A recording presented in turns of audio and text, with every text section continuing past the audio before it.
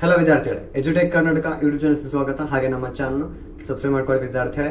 So ವಿದ್ಯಾರ್ಥಿಗಳೇ, ಒಂದು VT ಯೂನಿವರ್ಸಿಟಿಲಿ ಓದುವಂಥ ಎಲ್ಲ ವಿದ್ಯಾರ್ಥಿಗಳು ಆದಂಥ ಒಂದು 3rd ಸೆಮ್ 5th ಸೆಮ್ ಹಾಗೆ 7th ಸೆಮ್ ವಿದ್ಯಾರ್ಥಿಗಳು ಎಕ್ಸಾಮ್ ಕಂಪ್ಲೀಟ್ ಆಗಿದ ನಂತರ ಒಂದು ರಿಸಲ್ಟನ್ನು ಕೇಳ್ತಿದ್ರು ವಿದ್ಯಾರ್ಥಿಗಳು.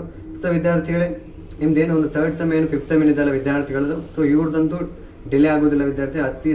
ಒಂದು ಶೀಘ್ರದಲ್ಲಿ ನಿಮ್ಮ ಒಂದು ರಿಸಲ್ಟನ್ನು ಬಿಡ್ತಾರೆ. ಸೊ ಈ ಒಂದು 7th ಸೆಮ್ ವಿದ್ಯಾರ್ಥಿಗಳು ಏನಿದೆಲ್ಲ, ಸೊ ಇವರು ಮೇಜರ್ ಪ್ರಾಜೆಕ್ಟ್ ಇರುವುದ ಕಾರಣ ಸ್ವಲ್ಪ ಡಿಲೇ ಆಗುತ್ತೆ ಒಂದು compare to 3rd and 5th ಸೆಮ್ಗೆ. ಯಾಕೆಂತಂದರೆ ಇವು 7th ಸೆಮ್ ಅವ್ರದ್ದು ಪ್ರಾಜೆಕ್ಟ್ ಇರೋದ್ರ ಸಲುವಾಗಿ ಅವ್ರದ್ದೊಂದು ಪ್ರಾಜೆಕ್ಟ್ ಲಾಸ್ಟ್ ಡೇಟ್ ಬಂದು 15th ಅಂತ ಕೊಟ್ಟಿದ್ದಾರೆ. ಸೊ ಅಂದರೆ ಫೆಬ್ರವರಿ 15th ಒಳಗಡೆ ಅವ್ರದ್ದೆಲ್ಲ ಪ್ರಾಜೆಕ್ಟ್ ಕಂಪ್ಲೀಟ್ ಆಗಬೇಕು. 15 ನಂತರ ಇಂಟರ್ನ್ಶಿಪ್ಪಿಂದು ಪ್ರೋಗ್ರಾಮ್ ಒಂದು ಡಿಸ್ಕಷನ್ ನಡೆಯುತ್ತೆ.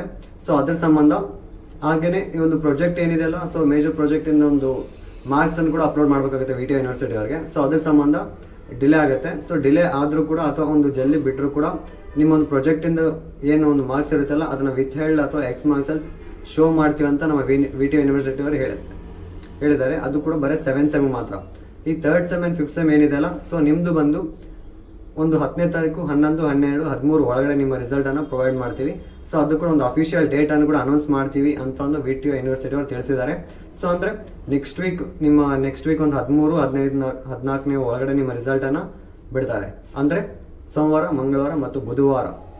ಸೊ ಈ ಡೇಟ್ ಒಳಗಡೆ ನಿಮ್ಮ ಒಂದು 3rd sem and 5th sem and 4th sem backlog ಅಂತ ಏನಿದೆ, ಸೊ ಇದನ್ನು ಪ್ರೊವೈಡ್ ಮಾಡ್ತಾರೆ. ಓಕೆನಾ ವಿದ್ಯಾರ್ಥಿಗಳೇ, ನಮ್ಮ ಚಾನಲ್ನ ಸಬ್ಸ್ಕ್ರೈಬ್ ಮಾಡ್ಕೊಳ್ಳಿ, ನಿಮ್ಮ ಫ್ರೆಂಡ್ಸ್ಗಳು ಶೇರ್ ಮಾಡಿ. Thank you.